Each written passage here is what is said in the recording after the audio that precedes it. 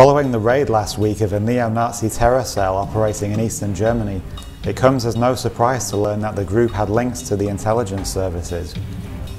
The group, which called itself the National Socialist Underground, is accused of a number of brutal murders, allegedly shooting dead 9 immigrant street vendors, as well as a policewoman.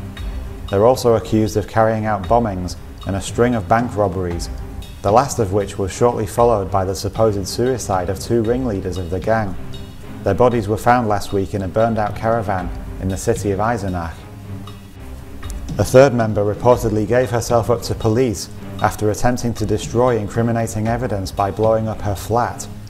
Investigators searching the ruined building found intelligence service documents suggesting the gang may have been working as moles for the German Secret Service.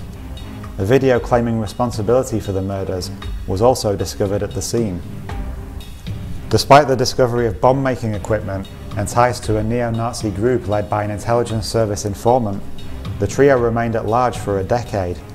An intelligence service operative was allegedly present at the internet cafe where an immigrant was apparently shot dead by the group in Kassel in 2006. Even detectives have expressed skepticism at the official version of events, asking why the 2 men killed themselves rather than trying to escape. They've also questioned the confession video, suggesting that due to its lack of new information, it could have been made back in 2007, but held back by the authorities and released now to direct the investigation. The group have been dubbed the Braune Armee Fraction, the Brown Army Faction, named after the Red Army faction, the far left-wing terror group who committed multiple bombings and murders between the early 1970s and late 1990s. It's been confirmed that the RAF received financial and logistical support from the Stasi, East Germany's secret service, and the group's ringleaders, like the NSUs, also committed suicide in suspicious circumstances. The NSU bears all the hallmarks of an Operation Gladio-style intelligence service operation.